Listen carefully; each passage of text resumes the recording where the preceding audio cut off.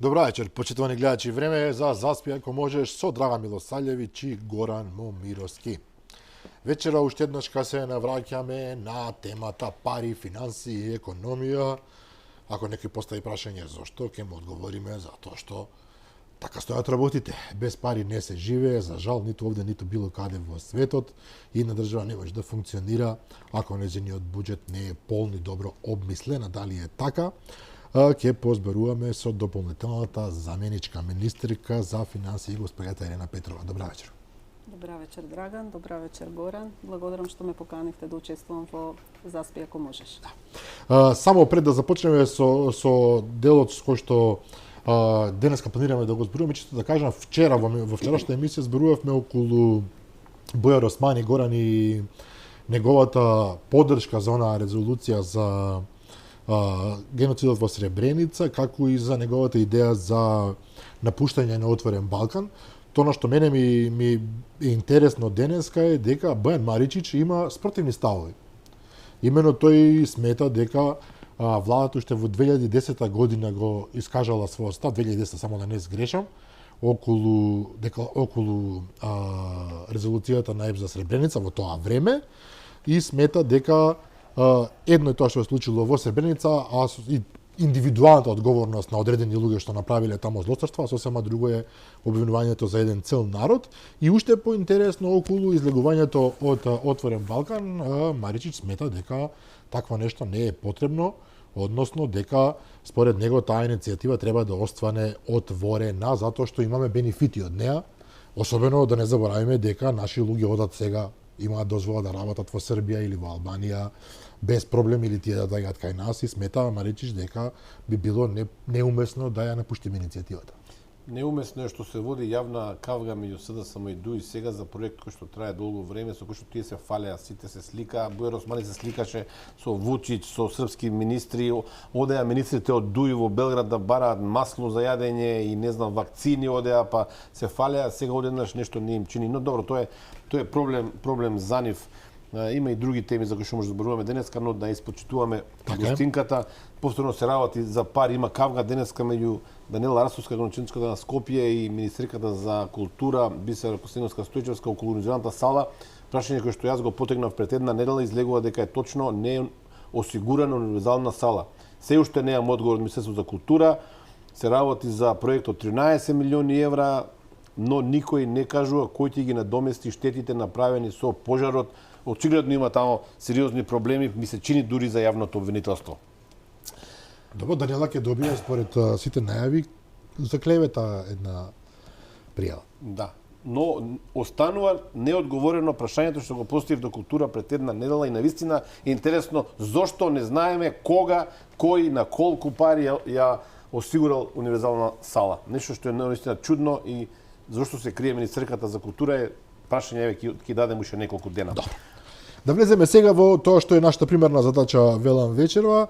Нормално вие сте заменик министер за финанси и во таа смисла имате адекватни сознанија каква е состојбата со буџетот. Нашиот буџет, да не заборавиме, е проектиран на 5,3 милиарди евра, ако не се лажам. Значи за мала држава прилично многу пари, но постојано провејува, би рекол, во јавноста прилично јасна информација дека всушност не стоиме добро со буџетот, односно дека веќе има огромен дефицит. Па каква е во овој момент реализацијата на буџетот во предизборниот период? Ова е тешко прашање затоа што одговорот што треба да го дадеме е навистина загрижувачки и вознемирувачки. Значи, нашата земја, Република Македонија, во врска со реализацијата на буџетот се наоѓа на врвот, меѓутоа по катастрофалните резултати.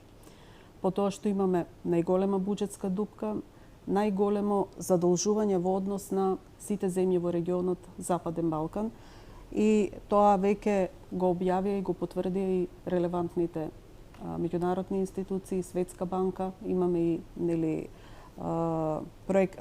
извештај со проекции од Меѓународниот монетарен фонд, значи тоа се тие податоци. Во овој предизборен период, во овие 3,5 месеци од годината, буџетскиот дефицит изнесува 354,4 билиони евра, еве да заокружиме на над 350 милиони евра.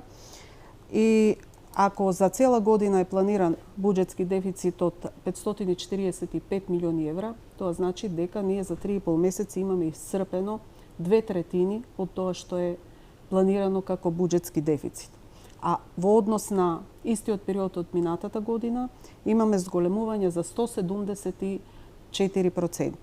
Сега тука мораме да прашање, малку ми се навистина стравични се бројките.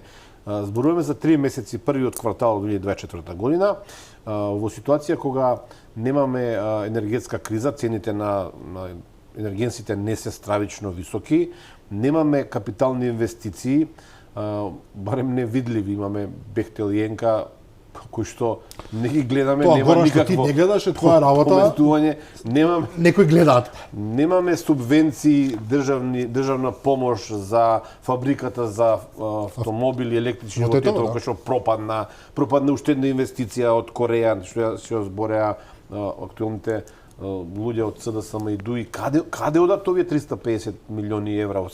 Ако продолжиме со овој тренд, ние ќе имаме буџетски дефицит од милиарди 400 милиони евра, се вака малку лаички, меѓутоа нејасно е. Каде одат средствата? Значи, првенствено имаме многу поголем раст на буџетските расходи во однос на тоа што е раст на буџетските приходи. Значи, во однос на истиот период од минатата година, приходите се пораснати за околу 6%, а расходите се пораснати за околу 22%. Значи, растот на расходите е скоро 4 пати поголем од растот на приходите. Значи, тоа значи дека се троши многу повеќе од она што влегува во буџетот како собрани буџетски приходи. Извинувам, вие се долго време во оваа проблематика. Ако некој прогнозира, анализира, предвидува ваков сооднос на приходи и расходи, сега овде се Министерство за финансии, па ЮЈЕ, па ако сакате, вице-премиер за економски прашања, некој треба да даде одговор или да има и политичка одговорност. Јас навистина не знам, само лаик може да предвиди ваков приход и ваков расход. Па политичката одговорност сигурно ќе следува, нели сега во тек се избори, предизборна кампања, ќе следуваат избори, народот ќе се избере, ќе дојдат потоа и сите други проверки и одговорности. Значи, ако се вратиме на прашањето, не е само овој период, предизборниот период со ваков буџетски дефицит и со вакви енормно големи трошења, туку неколку години наназад се случува тоа. Значи, ние од короната наваму, од 2020 година наваму, секоја година ја завршуваме со буџетски дефицит што е над пола милиарда евра. И тој буџетски дефицит, значи, за да може да биде компарабилен со другите земји, треба да го ставиме во сооднос со бруто домашниот производ и така се пресметува една стапка која изнесува 4,9% буџетски дефицит во однос на бруто домашниот производ во 2023 година. Но постои законско ограничување, така наречено златно фискално правило кое е преточено во законска норма во Законот за буџети, кое што дава ограничување дека тој сооднос на буџетскиот дефицит во однос на бруто домашниот производ не смее да биде поголем од 3%. Значи, ние далеку како земја го имаме пречекорено тоа правило кое што е поставено за да ги лимитира, ограничи буџетските трошења, за да не води кон вакви неодржливи буџетски дефицити. И навистина околностите во кои што живееме во овие години се полни со кризи, ковид криза, војна меѓу Украина и Русија, имаме инфлација, енергетска криза и така натаму, меѓутоа тоа е обкружување за сите земји. А ваквите поразителни резултати ги има само Република Македонија. Значи, сите земји од регионот Западен Балкан имаат пониска стапка на буџетски дефицит во однос на бруто домашниот производ. Дури една земја има и одреден мал суфицит. Сега, ако се вратиме на прашањето на што се должи тој... Тоа е клучното прашање. Од каде? Зошто толку многу пари одат? Зошто толку многу пари одат, така. Значи, можеме да ја гледаме и оваа година, можеме да се вратиме и на претходните години. Значи, и сами споменавте, немаме капитални расходи. Значи, вкупните расходи, вкупните трошења од буџетот опфаќаат тековни расходи и опфаќаат капитални расходи кои треба да ја имаат, да речеме, развојната компонента на буџетот. Значи, во овој период од овие 3,5 месеци, порастот на тековните расходи е повеќе од 9 пати поголем од порастот на капиталните расходи. И 9 пати повеќе. Да. Значи, еве ги бројките. Тековните расходи се зголемени за 281 милиони евра, а капиталните расходи се зголемени за 29,8 милиони евра. Значи, со тоа веќе е намалено и учеството на капиталните расходи во структурата на вкупните приходи. Капиталните расходи треба да ги ставиме во сооднос со буџетскиот дефицит, бидејќи има уште едно друго, така наречено златно фискално правило, кое што кажува дека буџетскиот дефицит треба да биде помал од капиталните расходи. А кај нас не е таква ситуацијата. Значи, ние имаме дефицит од над 350 милиони евра во овие 3,5 месеци, а капитални расходи од 120 милиони евра, што значи дека капиталните расходи се речиси 3 пати помали од дефицитот. Односно, дефицитот што е создаден, поголемите трошења, не се за капитални трошења, туку се наменети за теховни трошења или за рефинансирање на оние стари долгови. Имам уште едно прашање, се многу подпрашање, затоа што темава е прилично тешка и комплицирана и за нашите гледачи. Ме интересира повеќе едно емотивно прашање. Кога дојдовте вие таму пред 3 месеци, пред 2,5 месеци кога дојдовте, ако заменичка министерка за финансии, ги видовте овие работи, предпоставам разговарате и со министерот Бесими за финансии, одите и на влада понекогаш, предпоставам ако Бесими не е тука, и кога ги прашувате луѓе зошто ова сте дозволиле да се случува во Македонија, какви одговори ви даваат?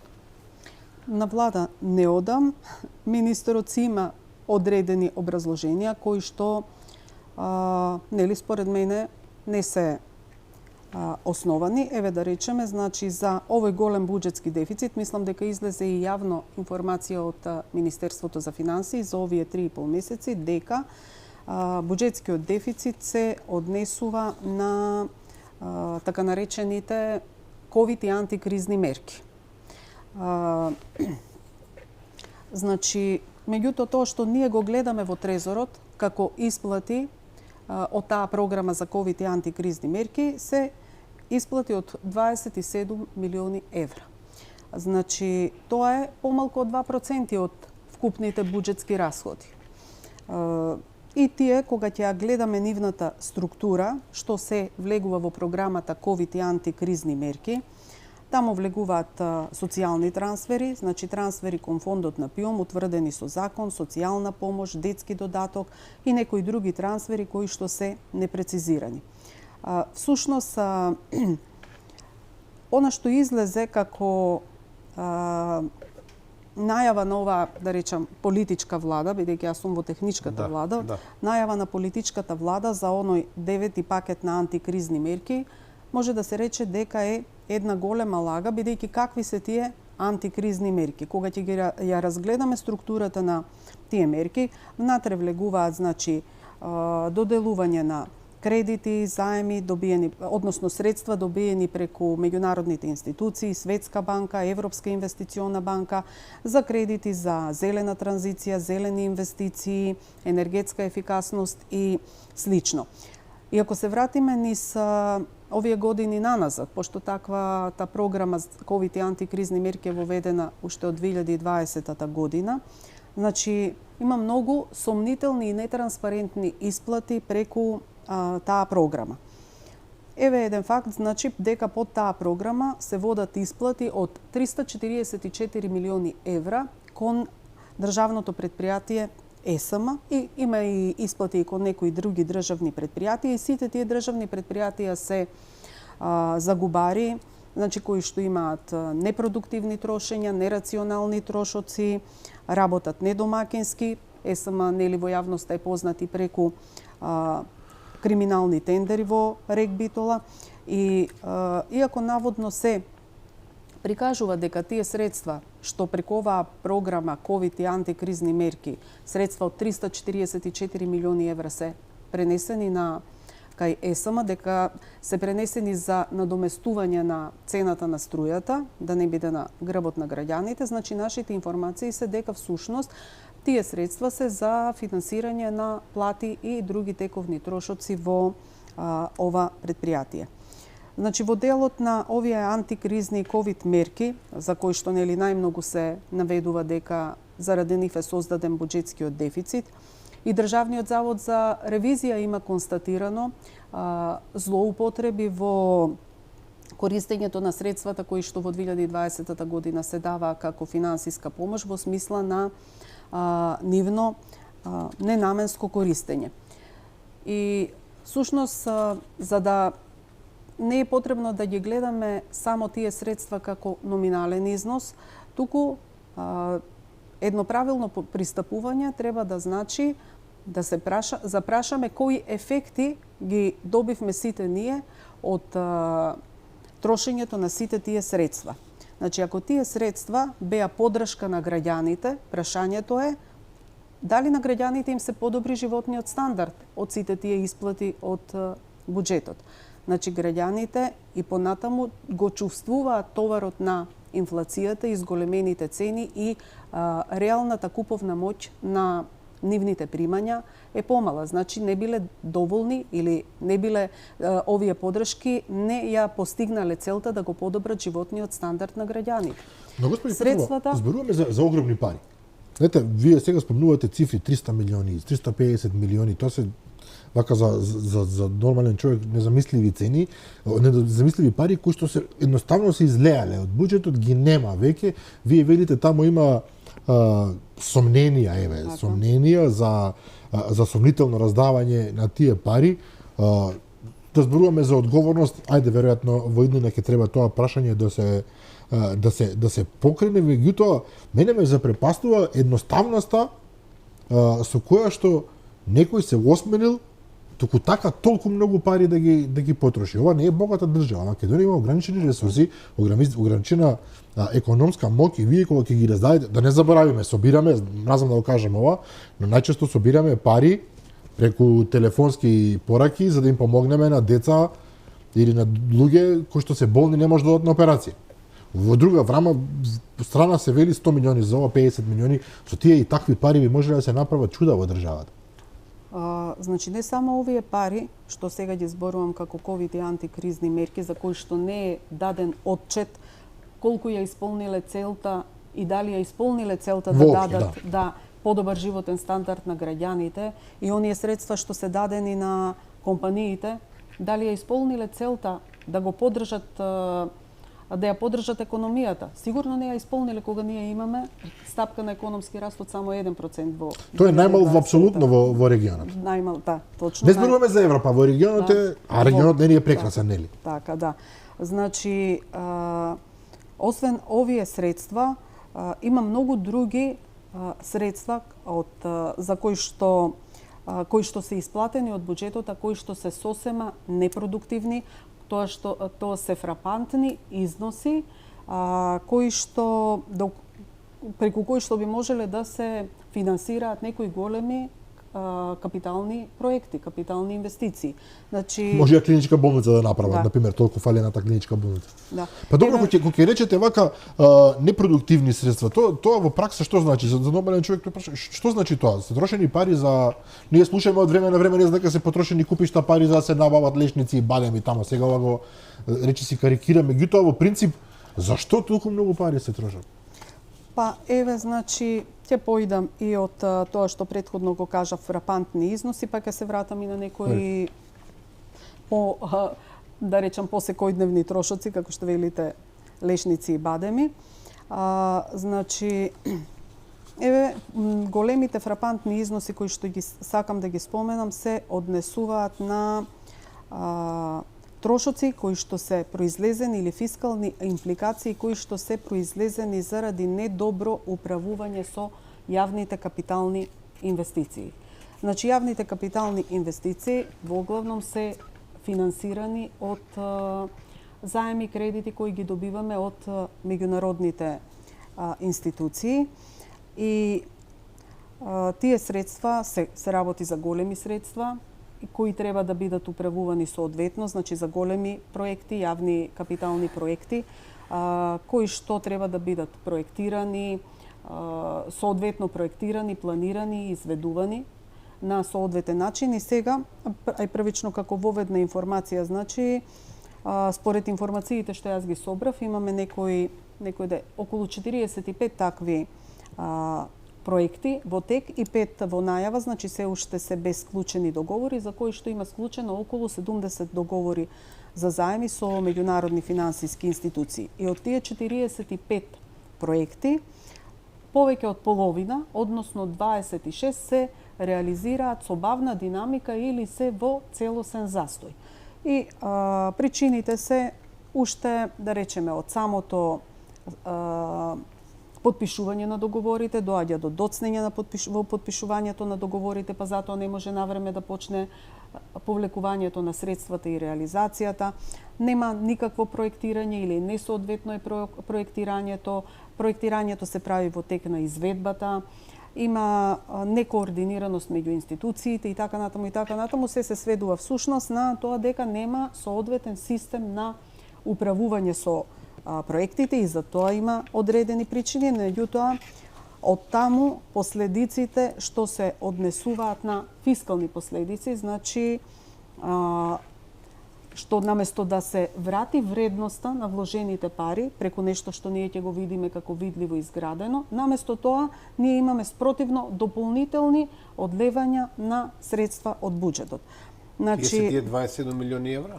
Да, 27 милиони евра платени казнени пенали за неповлечени средства од доделени од меѓународните кредитори. Значи, за нашите гледачи само да им биде јасно, сме добиле пари од некоја финансиска институција, како држава, сме предложиле проекти, не сме ги спровеле проектите, не сме ни почнале кај некој од нив, и за тоа што не ги користиме парите што се одделени за нас, ние плаќаме практично камата.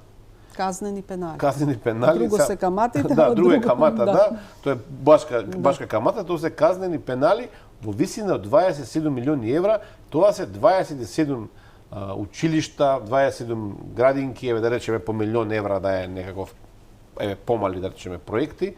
27 проекти за граѓаните се отидени во ветер заради тоа што некој не бил способен да ги направи овие. Што се должи ова? Има реални да причини. Па туги пари изгледа лесно се трошат. Некои такви потрошени средства, уште некои примери, па ќе се вратам и на причините. Значи, освен тие 27 милиони евра казнени пенали, се водат и арбитражни постапки, треба да им се исплаќаат надомести на штета на изведувачи со кои се прекинати договори, па по тој основ, например, само за клиничките центри во Скопје и Битола треба да се плати надомест од над 40 милиони евра. За двата, така? Да. Понатаму имаме и заради тоа што не се исполнети обврските договорни спрема меѓународните кредитори, губиме средства кои што може да се неповратни средства, грантови или средства од ИПА фондовите. Значи, повлечени се од ИПА фондовите средства од 26 милиони евра што биле дадени на Министерството за животна средина и просторно планирање, 28 милиони евра што биле дадени на Министерството за транспорт и врски, а постои ризики за повлекување на 61 милиони евра средства кои што се наменети за проект поврзан со железничката инфраструктура. Значи, затоа реков дека ова се фрапантни бројки и е може би и неспоредливо во однос на оние сите други пониски тековни трошоци, а Овде инаку станува збор зошто за околу 200 милиони евра, ако добро ве следев сега, се обидувам да пресметам околу 200, сигурно 180 милиони евра, кои што ние практично како држава сме ги изгубили, отишле во ветер. Ова е чист јавашлук, јас морам да се вмешам. Значи, вие земате пари, повторно, да бидеме пластични, земате туги пари, за да направите нешто, не сте способни да го направите тоа од X причини, или сте неодговорни да го организирате, па потоа тие пари секако ќе ги вратите и плюс на тоа ќе плаќате пенали затоа што сте биле неспособни, а финансиските центри во светот не им е гајле за вашата способност или не, тие ќе си наплатат. Значи, со сопствени пари кога би работеле, значи, размислам кога со сопствени пари некој би работил, нема теорија тоа да му се случи на било кој разумен човек.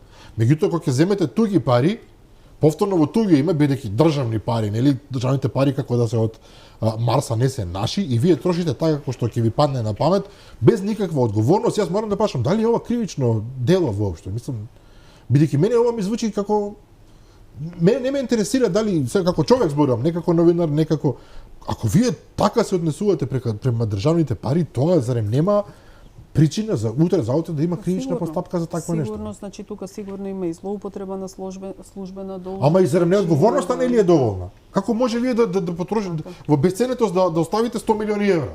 Тоа се толку многу пари што ова фрустрира, мислам буквално фрустрира. Така е, додека ние сите граѓаните, значи немаат добро здравство, немаат Ма немаме учебници во училиштето, нема учебници, немаме живееме во загадена животна средина, значи секоја година Скопје и други градови од Македонија се на топ листа на најзагадени градови. На нас сите овие проекти немаме, значи автопатски делници, немаме клинички болници, сите овие пари ние ги губиме и плюс уште и плаќаме дополнителни трошоци. И сега сакам да ви прашам. Значи буџетскиот дефицит е таков каков што е, страшен. Меѓутоа што значи тоа во пракса? Последиците од тој дефицит што значат за граѓаните? Ето тоа ме интересира. Па последиците од тој дефицит се тоа што се зголемува јавниот долг. Значи се зголемува задолжувањето и тоа задолжување што се зголемува создава е неодржливо и создава последици и за сегашноста и за иднината. Значи, ние ја завршивме 2023 година со 8,5 милиарди евра јавен долг, да. Сега имаме на ова додадено уште 350 милиони евра сегашниот буџет, буџетски дефицит, значи имаме веќе 8,8 милиарди евра. До крајот на годината ќе оди на 9 милиарди очигледно. Веројатно, значи дека ќе оди и над 9 милиарди и во делот на јавниот долг, значи сме исто така на најлоша позиција во однос на земјите во регионот. Значи во делот на јавниот долг постои едно така наречено златно фискално правило, преточено како законска одредба во Законот за буџети, а тоа е дека јавниот долг не смее да изнесува повеќе од 60% од бруто домашниот производ. Но тоа го надминавме, чинам. Да, го надминавме. Дури и 60% е максимална граница. Според капацитетот и структурата на нашата економија, ние не ни треба да одиме нели до таа максимална граница, до 60%, а ние веќе го надминавме. И сега што? Проекциите покажуваат дека сега што колку е одржлив тој јавен долг за нашата економија? Пред да зборувам за одржливост и за последиците од тој јавен долг, значи би сакала да дополнам дека тоа можеби не е се, односно не можеби, туку сигурно не е целиот јавен долг, бидејќи исто така релевантни институции имаат констатирано дека сите обврски на јавните и државните органи, тела, значи министерства, јавни предпријатија, акционерски друштва во државна собственост и така натаму, не се прикажуваат и не се влезени, не се вкалкулирани во овој јавен долг. Значи, јавните и државните органи и тела имаат обврска да реферираат до Министерството за финансии на тримесечно ниво, да, и има еден тие податоците што ги доставуваат се внесуваат во електронски систем СПО.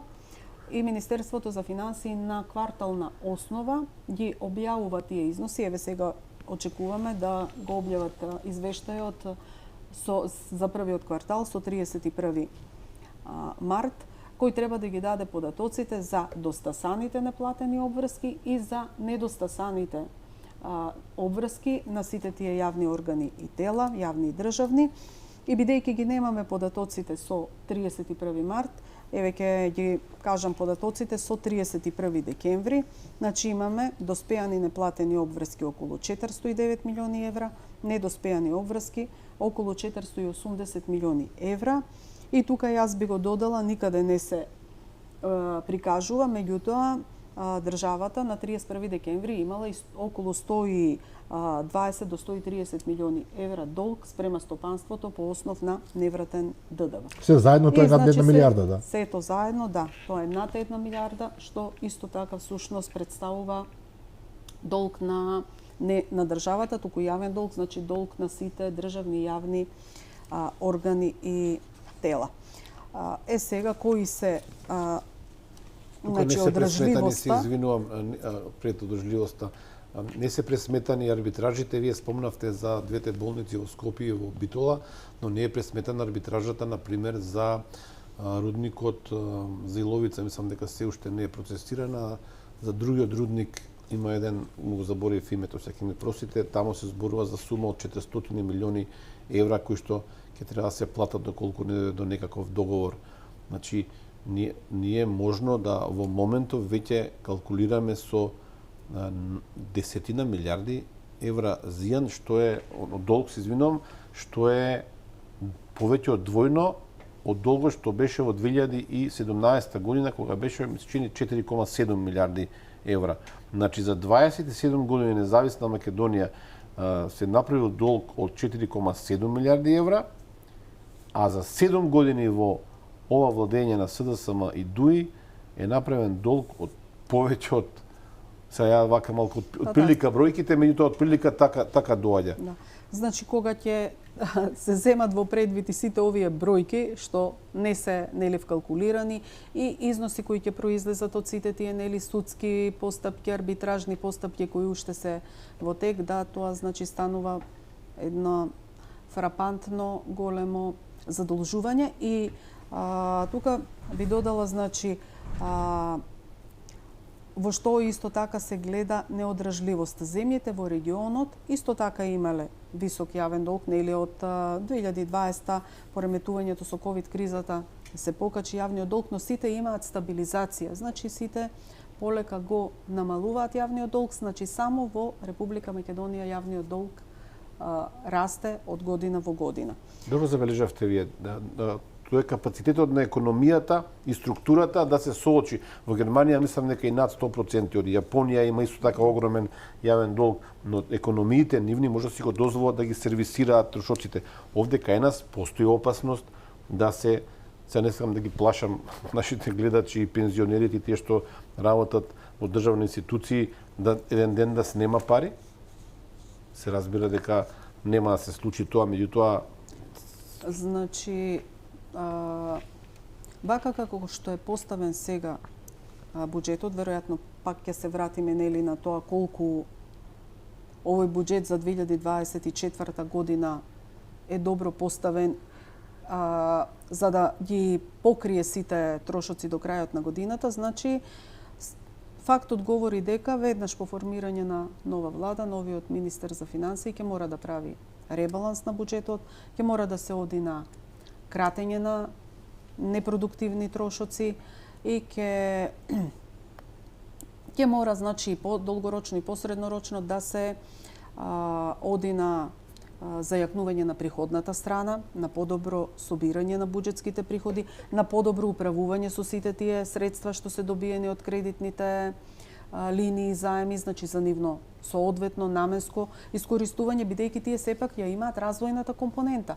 Тие се тие што треба да помогнат, нели, да се развива економијата, да има повисок економски раст и сето тоа пак ќе генерира и повеќе пари во државната каса, повеќе даноци, значи мора да се направи една фискална консолидација за да се почне да се надминуваат овие лоши состојби. Можеме еден пластичен пример да дадам како јас го гледам овој јавен долг и состојбата во државната каса.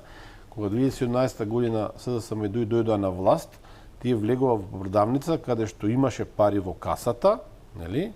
Но имаше и стока по рафтовите, производи по рафтовите. Сега, според ова што гледам, ќе сгрешам ако речам дека кога новата влада ќе дојде да влада и министер за финансии, ниту ќе има пари во касата, ниту ќе има производи во рафтовите за да се продава. И се тука најмнено прашањето е како ќе се реши овој проблем. Има ли простор да се извадиме од кризава? Значи, многу е стеснет овој фискален простор. Значи, со ваков буџетски дефицит, со ваква неусогласеност, небалансираност на растот на приходите и растот на расходите и ова што ќе се случува нели се во овие наредни месец-два додека да се формира влада и да се премине кон ребаланс на буџетот, значи фискалниот простор е многу стеснет и како што кажав, значи ќе мора да се работи на консолидација, на подобро балансирање на приходната и расходната страна, првенствено нешто што ќе мора да започне е кратење на разни непродуктивни трошоци. Значи, еве ќе се вратам јас и нели на оние други тековни трошоци што рековме што се надвор од овие огромни фрапантни суми. Значи, има простор да се кратат непродуктивни трошоци и има простор да се зајакнува приходната страна, да се оди на подобро собирање на приходите и има простор подобро да се управуваат добиените заеми, значи да се започне со едно сивата економија се преполови, претпоставам дека таму. Ќе зборуваме за тоа, се согласувам, само едно прашање додека сме се уште кај буџетот и кај дефицитот. Може би е лаичко прашање, ќе останат ли пари воопшто во буџетот до крајот на година? Значи, пак ќе се вратам на тоа дека ќе треба да се направи ребаланс на буџетот, бидејќи буџетот вака како што е поставен не е планиран да ги покрие сите исплати што треба да се вршат до крајот на годината. Но тоа го утврдивме дека веќе сега се потрошени рекове 2/3 од дефицитот, од предвидениот дефицит. Така. Тоа значи дека со ова темпо дефицитот ќе надмине и повеќе од тоа што е предвидено, речиси сигурно. И може ли да се случи, не знам, до крајот на годината да остане буџет без пари? Навистина ова лаичко е прашањето, меѓутоа мислиш дека е прилично адекватно. Дека значи тој што ќе седне да биде министер за финансии да ја управува државната каса сигурно нема да дозволи нели да граѓаните трпат некакви последици за да дојдеме до некое дно да не може да се сервисираат обврските, барем најосновните обврски од буџетот и пак да не се навраќам на сето тоа како би требало да се направи тоа, почнувајќи нели од кратењето на непродуктивните трошоци. Инаку еве и дополнително факти кои се однесуваат на тоа дека немаме доволно испланирани средства во буџетот за до крајот на годината. Значи, еве, овие ги спомнавме, ја спомнавме програмата П1, ковид и антикризни мерки, и рековме дека за 3,5 месеци се потрошени 27 милиони евра, а вкупниот план, годишен план е 60 милиони евра. Значи, за 3,5 месеци се потрошени 45% од она што е годишен. Што требало да се исполни. Да. И тоа значи го надминува според ова до крајот на годината ќе ги надмине тие средства. Така, не до крајот, него пред крајот на годината ќе се исцрпат пари за повеќе. Планираните средства. Значи не се планирани повеќе средства. Целиот буџетски план за оваа година е да не речам, не е направен соодветно. Ајде Внимавате со изразите, гледам, да. Некој би искористил други термини, во ред. Значи, еве,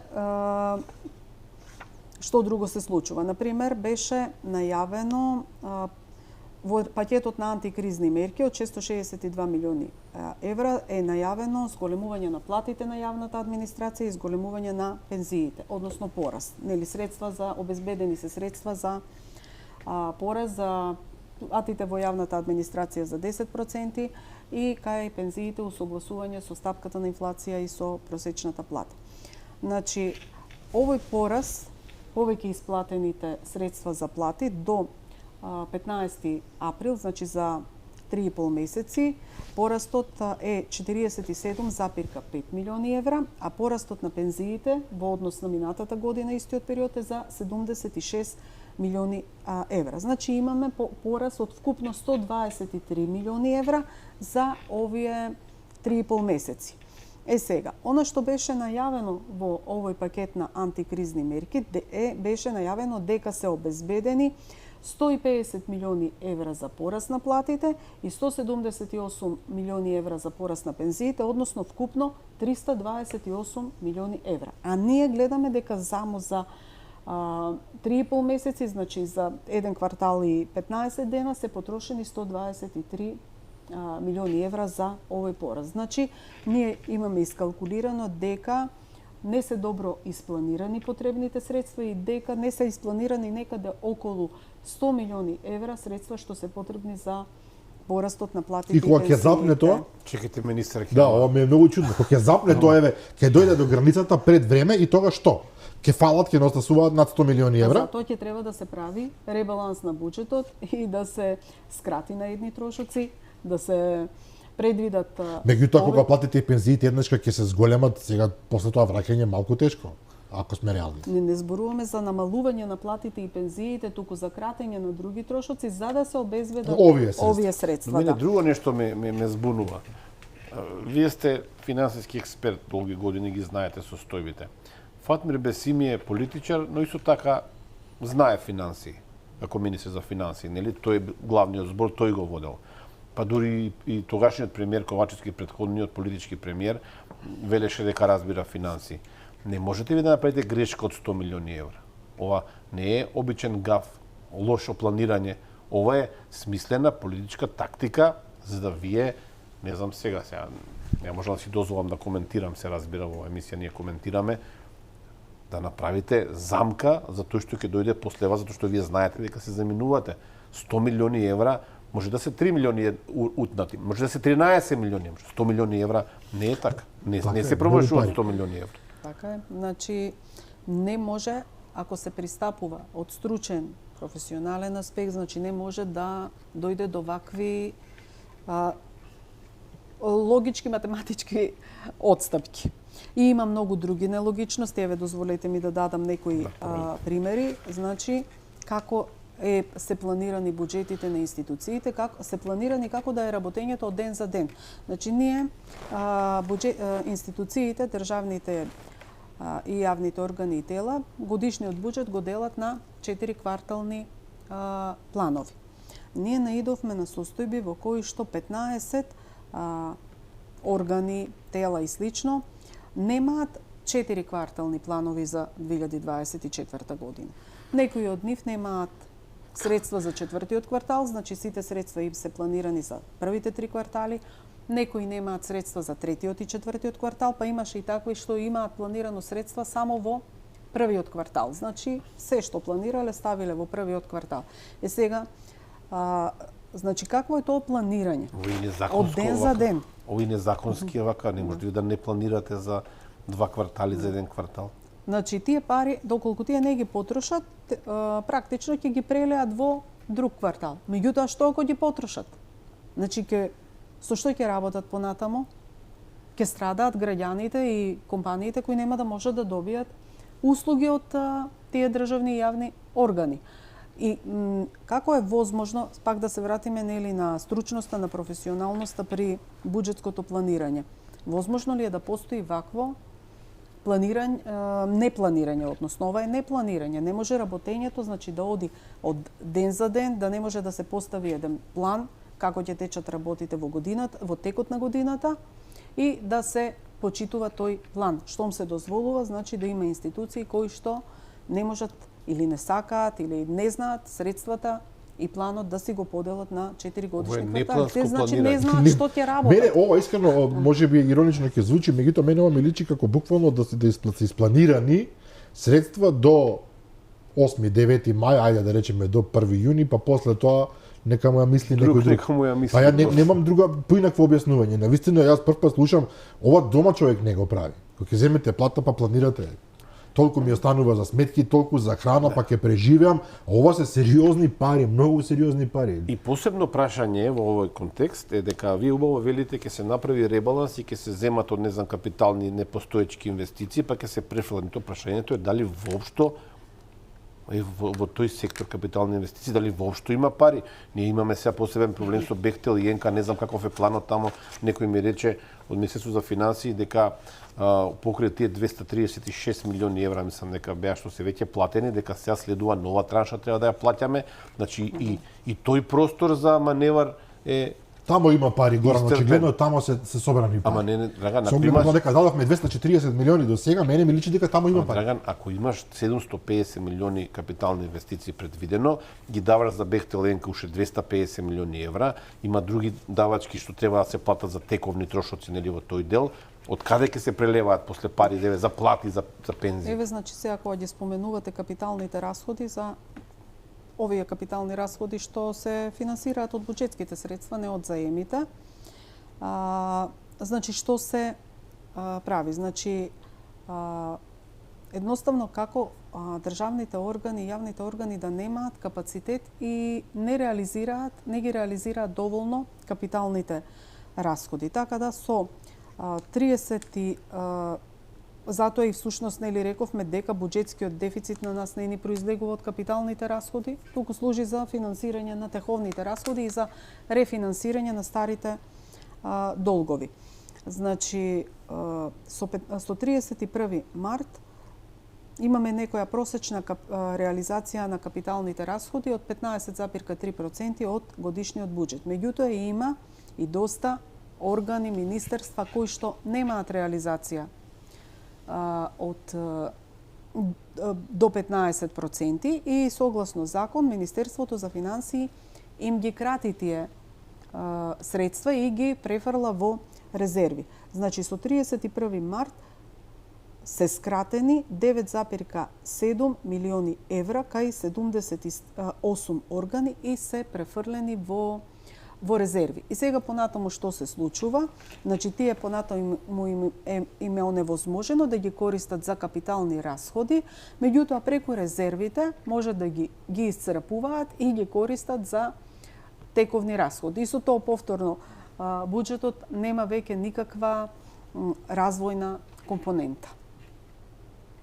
Не создаваме нови вредности во смисла на автопати, на не знам, некакви инвестиции кои ќе останат за јавноста. Сака автопатите, ако има патари, не може да се враќаат парите.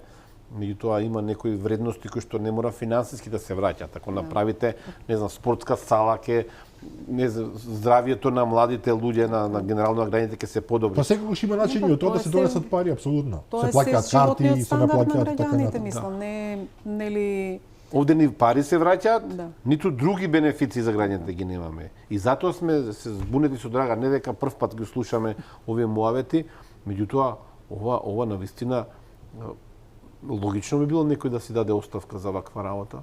Во нормална држава нема да си дадат оставка, тоа е сигурно. Логично би било, меѓутоа сега веќе во овој период, ако тоа не се случило до сега, сега значи граѓаните ќе си го кажат своето на изборите. Ке се издржи уште малку.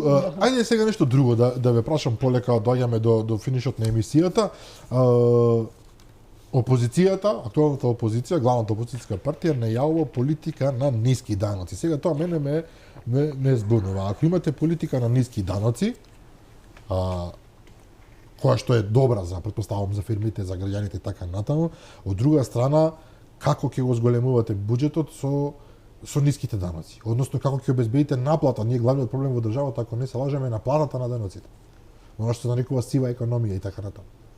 Па, еве и до сега зборувавме, нели, дека во буџетот имаме дисбаланс, имаме многу поголем пораст на расходите, отколку што ни е порастот на приходите и има и одредени други показатели кои што покажуваат и во овој дел дека Македонија многу отстапува од она што е просек во европските земји, значи колку е кај нас на платата на даноците како процент од бруто домашниот производ во однос на она што е процентна наплата на даноците како процент од бруто домашниот производ во европските земји. Значи таму има еден вака голем простор, гап, што кај нас треба да се исполни.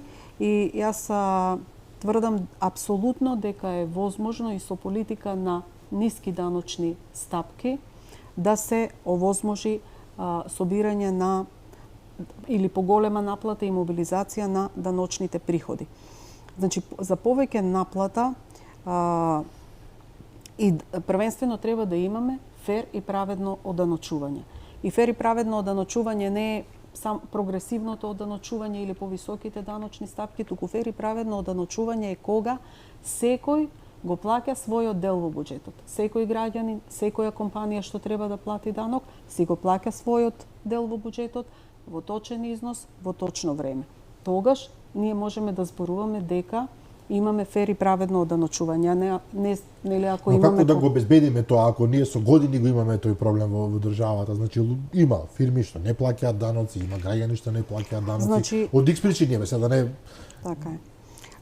Значи, првенствено, нели, треба да се зафати од сивата економија, за која што сите знаеме дека многу ја има во Република Македонија, над 30 до 40%. И сега секој од тие поединци кои што се влезени во тој сив сектор, можеби кога ќе влезат во регуларниот сектор, ќе бидат толку мали што и ќе влезат во оние даночни ослободувања, нема ни да влезат во системот на оданочување, меѓутоа има и некоја спрега. 2 милиони денари мислам дека е сега. Да, 2 милиони денари е сега за ДДВ прагот и имаме исто така прак и за кај данокот на добивка, каде што не се плаќа данок на добивка, туку данок на вкупен приход. Но има некаква спрега меѓу оние што се сосема надвор од регуларниот режим, економски да речем оператори, и кои што тие се поврзани и со економски оператори кои што се во реалниот сектор. Значи имаме неевидентирани трансакции, неевидентирани промети и во оние фирми и компании кои што се регистрирани. Едноставно имаме разни форми разни активности кои што водат до загуби на даночни приходи или даночен јас. Значи даночни измами постојат. Мислам и тоа не е нешто што ние сега го откриваме првпат, се знае, се зборуваше во јавноста дека постојат и тоа се познати, сигурно има и неоткриени даночни измами. Сите во својата околина знаат, нели, дека има одредени поединци што можеби покажуваат некое необјаснимо богатство, големо богатство, висок стил на живење, а не гледаме што работат, од каде остваруваат приходи. Па има и може и грешки од незнаење, намерни, ненамерни во плаќањето на даноците кои водат кон избегнување. Значи сето тоа треба да се детектира и од сите тие активности да се извлечат даноците и да си влезат во буџетот и, како што реков, да имаме фер и праведно оданочување. За тоа е потребна даночна администрација, УЈП, која ќе биде дигитализирана, професионална, значи зајакнување на капацитетите на администрацијата преку дигитализација, зајакнување на капацитетот на човечките ресурси. Сега да се вратам пак на ниските даночни стапки. Колку помалку зафаќаме од економските оператори со даноци, тие ќе имаат повеќе средства, поголема ликвидност кај себе. Ќе можат да имаат поголем обрат. Ако имаат поголем обрат, тие пак ќе генерираат повеќе даноци и пак ќе дојдат парите во државната каса. И на крајот, исто така нешто што е многу важно и што кажува дека може да има подобра наплата на даноците и со задржување на ниските даночни стапки, е нешто што се вика доверба и даночен морал. Значи, граѓаните сега во нашава земја немаат доверба во институциите, во здравството, во образованието, во судството. Како што ќе се менува општествениот контекст, ќе расте довербата, ќе расте даночниот морал. Значи, за да имаме повисок даночен морал, кој ќе биде природен порив на секој даночен обврзник да си го плати својот дел, својот данок, значи Тоа ќе биде резултат, зголемениот даночен морал ќе биде резултат кога ќе создадеме подобри јавни услуги, кога ќе создадеме подобри состојби во судството, кога ќе се сузбие корупцијата. Значи, сето тоа ќе води кон зголемена доверба на граѓаните и компаниите во владата, во државата, и тие ќе возвраќаат исто така со целосно исполнување, да речем, на своите обврски како даночни обврзници. Една оптимистичка анализа и јас верувам дека вие ќе се потрудите да го направите тоа, но реалноста покажува нешто друго. Во голем број на правни субјекти, зборам во угостителството, вие не добивате фискална сметка, добивате парагон блокче, автоматски знаете дека не е платен ДДВ-то. Имаше пример пред еден месец, имаше еден пример, СВР Скопје поднесе критична пријава против 4 менувачници, ако не се лажам, каде што не само што не плателе данок, воопшто немале лиценци за вршење на дејност, менувачко работење. И сега, ако некој сака да почне бизнес, јас и Драган сакаме да почнеме бизнес, се велиме, чекайте малку, како јас да плаќам 10% колку и да е данокот на добивка или без разлика даноците, кога некој не само што не плаќа данок, воопшто нема лиценца да ја врши работата. И ова е тешка мисија, ова е сериозна мисија за која што ќе треба да имате поддршка, не само велите во УЈП, не знам, дигитализација, царината, да се знае кој увезува, кој извезува. Ќе треба еден широк сет на институции и огромен број на професионалци, честни, некорумпирани, кои што ќе се грижат за оваа работа, процес кој што е многу тежок и за кој што ќе треба да имате поддршка од медиумите. Оптимисти се дека ова може да се спроведе? Па јас секогаш сум оптимист дека ако имаме одредена јасна визија, цел, ако сме посветени и фокусирани на тоа што сакаме да го постигнеме, ако ја пренесеме визијата за бенефитите што ќе ги има целото општество од тоа, колку и да е тоа тешко, постепено ќе можеме да го постигнеме тоа, нели, градењето на прво на институциите, на нивниот институционален капацитет, професионалноста, враќањето на довербата на граѓаните во институциите и во државата, и сето тоа, нели, ланчано ќе си ги даде своите ефекти преку она што го зборував, зголемување на даночниот морал, даночната свест и така натаму. Ајде, тешка тема, меѓутоа ја завршивме со позитивна некоја мисла, да се надеваме дека ќе тренат работите на подобар правец. Госпоѓа Елена Петрова, заменик министер за финансии, благодариме за гостувањето. Ви благодарам. Почитувани гледачи, тоа беше се за вечерва. Утре во 15 часот е репризото издание на оваа емисија, а јас и Горан Мамировски ќе ви сјајме утре вечер во 22:30 со нови гости. До тогаш пријатно.